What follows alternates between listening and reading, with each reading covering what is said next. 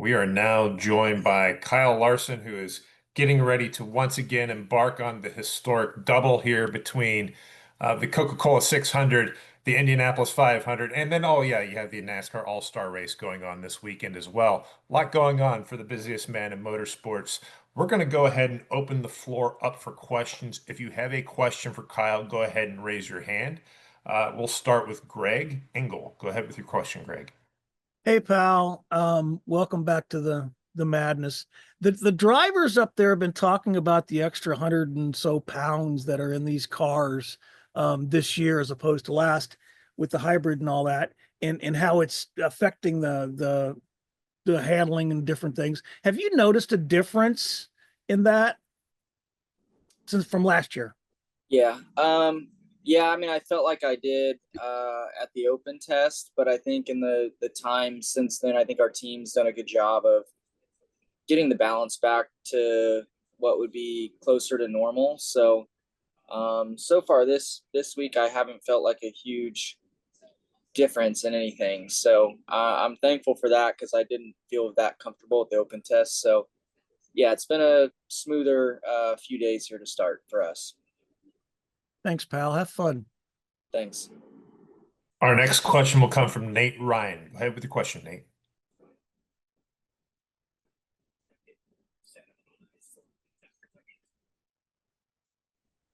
Go ahead with your question, Nate. Thanks, Matt. Kyle, I want to ask you about the schedule.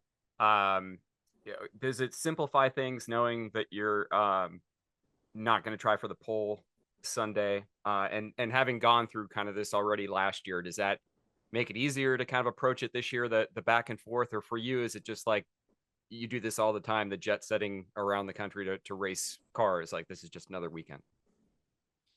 Yeah, I mean, honestly, it just feels like another week for me. If anything, it's a little easier of a week than normal.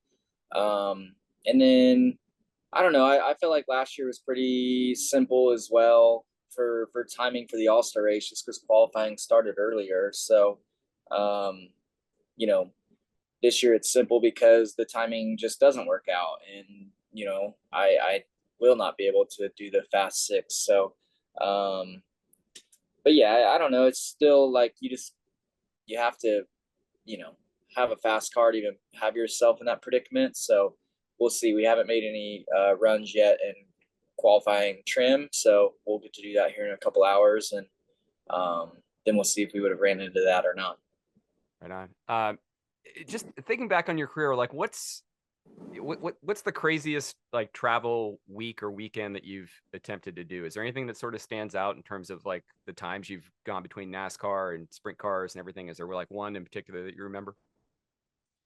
I always felt like when I would go from, and this is even back when I was just a car owner, but I've done it I think once or twice as a driver too. But like the New Hampshire to Eldora for Kings Royal, it's always a tough one. I think it was 2 or 3 years ago. We got done with our stuff in New Hampshire, I don't know, 4 or 5 o'clock, and then you have a 2.5 hour flight to Ohio, then a 30-minute drive to the track, and I remember just being crunched on time, and the weather was not looking good at Eldora, so they were kind of rushing the program, and I hauled ass to the track and got there, as hot laps was going on. So that's one, but I mean, there's every year there's 1 or 2 weekends where it's either late nights or cutting it close to making it to a dirt race because practice and qualifying got done later in NASCAR. So again, this feels pretty normal to me this week and next week.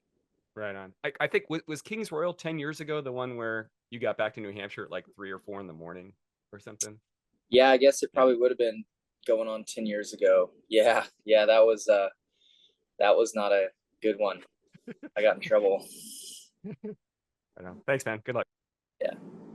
Our next question will come from Dustin Long. Go ahead with the question, Dustin. Thanks, Matt. Hey, Kyle. I think one thing that maybe gets lost with the all this double is this is an all-star weekend, and I'm just curious, if this was a points weekend for NASCAR, how much more challenging would it be in the sense of missing the Saturday stuff and knowing you would be starting at the back of the field of a points race as opposed to an exhibition race that still pays $1 million? I don't know because it's not. So I'm not sure. I'm sure the team owner would rather me, just run into the effects of a points paying race one weekend rather than two. But I don't know. I'm not sure how it ever was before either. So I'm glad I don't have to worry about that. Hey, also, just what do you, I mean, again, you swoop into tracks all the time with limited practice or no practice. So, we saw what you did at the All-Star race last year. How much are you at a disadvantage, or do you even feel you're at much of a disadvantage when you come in missing a practice or the qualifying? Because obviously you finished fourth, and you were challenging even last year up until the end of the race. Yeah. I don't know. I think that's a good question. I'm sure it's some small, very, very small disadvantage, probably just for the first, few laps of the race. But we're all familiar with cup cars. So I think you could plug any of us in, without practice when the field has it. And by lap 10, you're going to be up to speed. So, yeah, I felt good about things last year, and last year is probably more of a disadvantage just because I hadn't made a single lap yet on that surface. But we were able to kind of move forward right off, the bat. So hopefully, if our car balance is good, today with Allgaier, we'll be good for the race on Sunday and have an opportunity to win like we did last year. Is there anything you talked to Justin about, or is that just more with Cliff, and Cliff knows what you want and just plugs Justin in and says, we want the car to feel like this, make it feel like this? Well, yeah, I haven't talked to Justin about anything yet, and there's not enough time to, even if you told Justin that, hey, we want the car to feel like this, get it like this, there's not enough time if it's off to probably get it like that. So still you're hopeful that it's going to just unload, good, and you'll be competitive. So yeah, I'm curious to see how today goes for those guys. I know we have a little different package than what would be normal for us on a flat short track. So hopeful that it's a benefit and we can start being more competitive on those style of tracks. Thank you. Mm-hmm. Our next question will come from Shane Connick, the Charlotte Observer. Go ahead with your question, Shane. Hey, Kyle.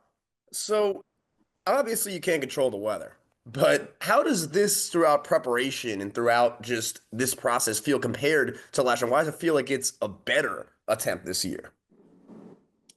I don't know. I don't feel a whole lot different about it. I think this year maybe more than last year. Like last year, I mean, I was really focused on it all too, but I was also trying to soak in the whole event and really just take it all in. Where this year, I've already done that side of it before, so I feel like I'm more prepared on what to look for in the car and how that should hopefully feel, and trying to be a little bit more aggressive on my cockpit adjustment tools that I have and all that. So on the competition side, I just feel a little bit more just prepared because I've done it before and have an understanding of the feeling that I need. So I'm not sure if that answers your question a lot, but last year I felt really prepared as well. Just it was different, I guess, going around your first time.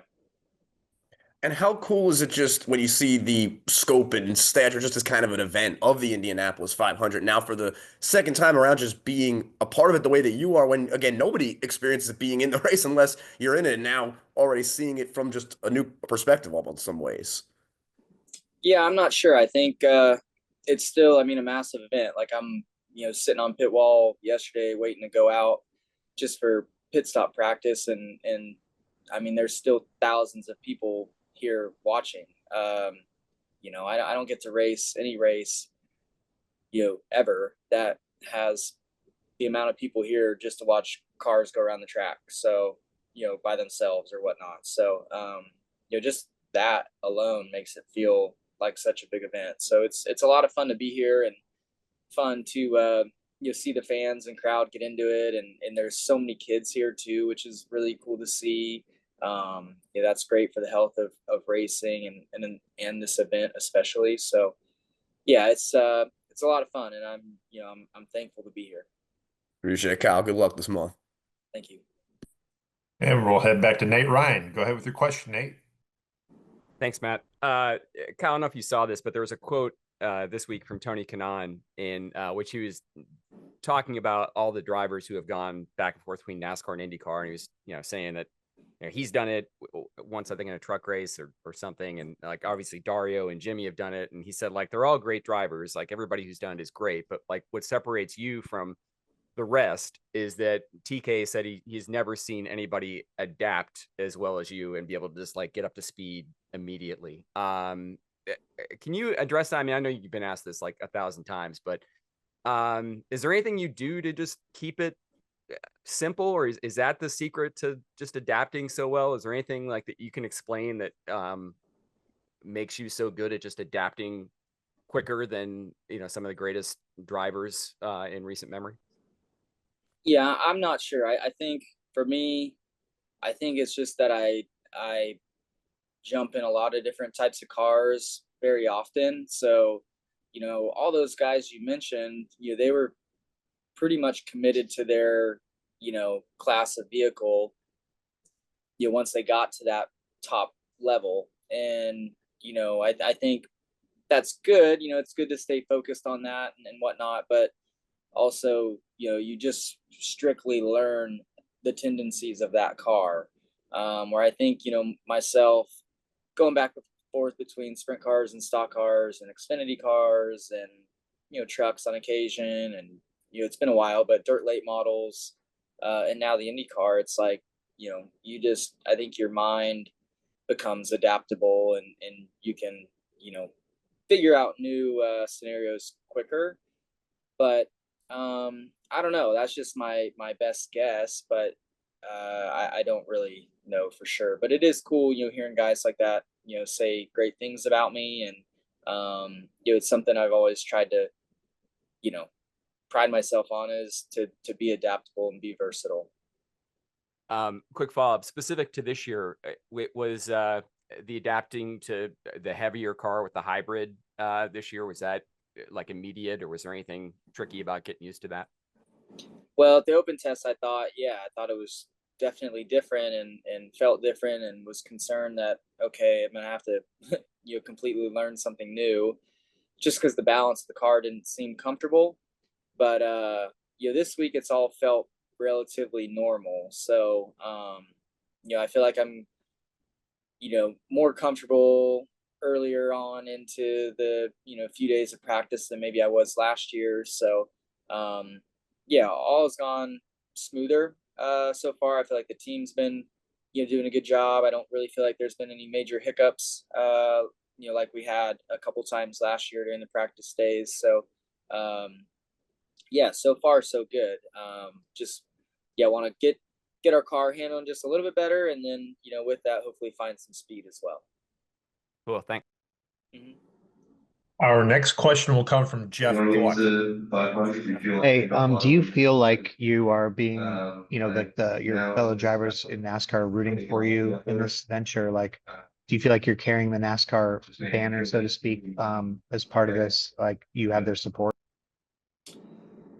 Well, I don't know. I haven't talked to anybody, and I haven't paid attention. So, I would say no, but, I know that's probably not true. I would imagine, you're always, unless you're a Penske driver, but even those guys are probably, wanting to see me do well. So, I don't know. I just, I left Kansas and came straight here, and I'm sure, like last year when I get to the All-Star race, that's when, people tend to, ask you more questions and quiz you on how the week's going and what's coming up next week and stuff like that. So, I would imagine that, I'm sure there's even IndyCar people, want to see, me do well.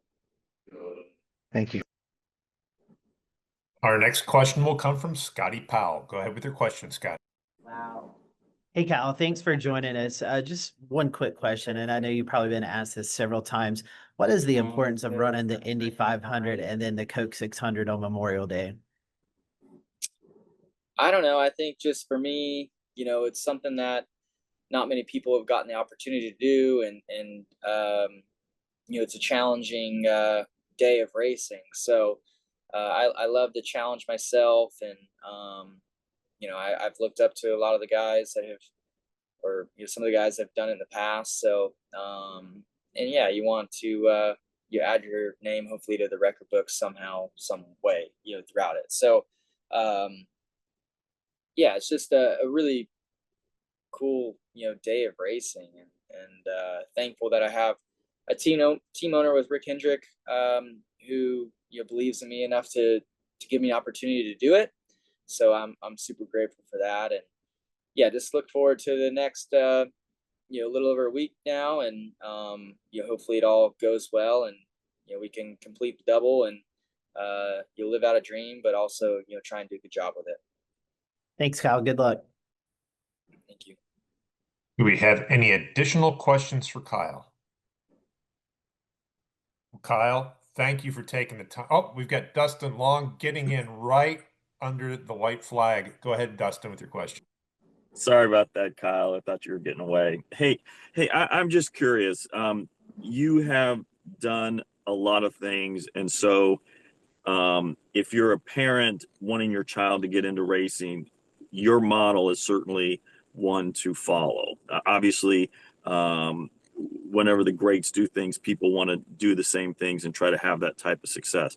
How do you see when you look at the dirt ranks or younger drivers, more people doing things like you, and how much of an impact do you feel like you're having on all of motorsports and setting a path for like what you've done and Christopher and some others in that sense?